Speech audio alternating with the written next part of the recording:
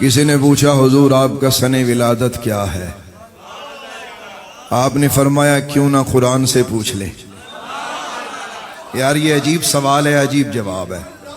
حالانکہ سن ولادت کی باری آئے تو لوگ اکثر اعزاء اقربا ماں باپ کی طرف رجوع کرتے ہیں۔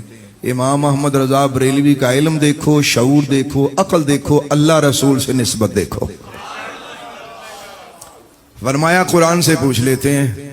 اب وہ بندہ بڑا حیران ہوا کہ یہ تو عجیب بات ہے کہ اگر کبھی کسی شخص سے اس کا سن ولادت پوچھا جائے تو اس نے کبھی یہ نہیں کہا کہ جی میں قرآن سے بتاتا ہوں۔ بھلا قرآن چو بھی کدی بندیاں دے جمن دے سال لبے نہیں، لیکن اسے سمجھنا چاہیے تھا کہ اس کے سامنے کون کھڑا ہے۔ امام احمد رضا بریلوی، سنیہ دا مرشد، سنیہ دا پیر، سنیہ دا رہبر، سنیہ دا لیڈر، اور ایسا رہبر و لیڈر ہے جیسا زوال نہیں۔ اس نے کہا حضور یہ بتائیے کہ آپ کا سن ولادت کیا ہے؟ آپ نے فرمایا قرآن سے پوچھ لیتے ہیں۔ اب وہ حیرانگی سے آپ کو دیکھتا رہا۔ آپ نے قرآن منگوایا، قرآن کھولا اور آپ نے یہ آیت پڑھی، اولئک کتب فی قلوبہم الایمان وایدہم بروح منہ۔ اس نے کہا حضور اس میں تو مجھے آپ کا سن ولادت نظر نہیں آ رہا۔ فرمایا تھوڑا سا صبر کرو، ابھی نظر آتا ہے۔ آپ نے فرمایا اس کا ترجمہ سنو۔ اس کا ترجمہ یہ ہے، یہی ہیں وہ لوگ جن کے دلوں میں اللہ نے ایمان لکھ دیا ہے، نقش کر دیا ہے، اور ان کی مدد اللہ جبریل کے ذریعے کرتا ہے۔ آپ نے ارشاد فرمایا، اس نے کہا حضور مجھے تو اس میں کوئی آپ کا سن ولادت نظر نہیں آیا۔ فرمایا اگر علم العادات جانتے تو یہ جواب میرا سن کر آپ کو خوشی ہوتی، اگر آپ علم العادات جانتے تو آپ سمجھ جاتے میں کیا کہہ رہا ہوں۔ فرمایا علم العادات کے ذریعے اگر اس اتنی آیت کریمہ کے اتنے حصے کے اعداد نکالے جائیں تو 1272 بنتے ہیں، اور الحمدللہ 1272 ہجری امام محمد رضا کا سن ولادت ہے۔ یہاں تک بات سمجھ میں آ گئی؟ بندہ اٹھیا، بندہ پیر چومن لگ پیا، انہیں کہا صدقے جاواں ایسا بندہ تے میں پہلی دفعہ دیکھا جڑا اپنے جمن دا سال بھی اللہ دے قرآن چو کٹ کے دیندا ہے۔ سنیے گا ذرا، ایک چیز اور میں اعلیٰ حضرت امام اہل سنت کی آپ کی خدمت میں رکھنا چاہتا ہوں۔ لوگ کتابیں لکھتے ہیں، کتابوں کے نام لکھتے ہیں۔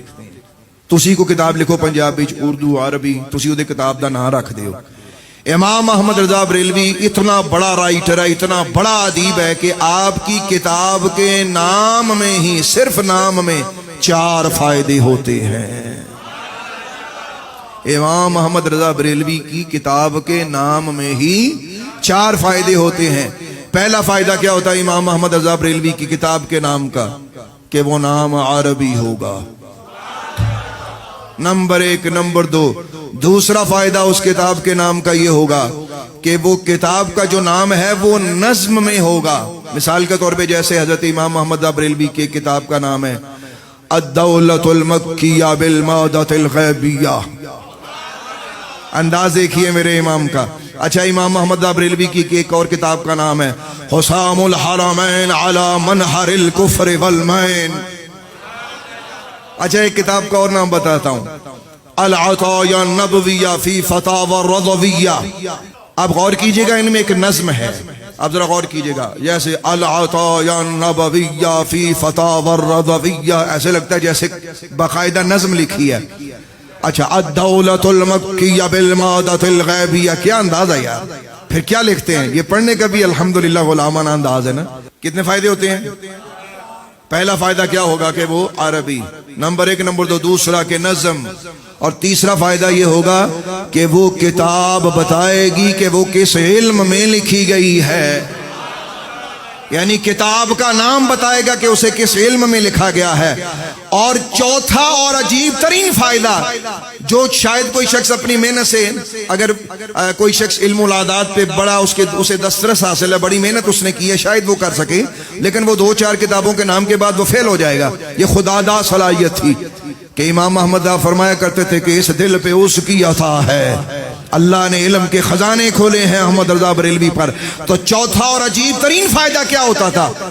جس سن میں آپ کتاب لکھتے تھے نا، جس سن میں آپ بولے ذرا میں کیا کہہ رہا ہوں، جس سن میں آپ اس کتاب کا جو نام رکھا ہوتا تھا اگر اسے آپ علم العداد کے حساب سے نکال کر اس کو جمع کریں تو وہ سال نکل آتا تھا جس سال میں وہ کتاب لکھی گئی ہے یار.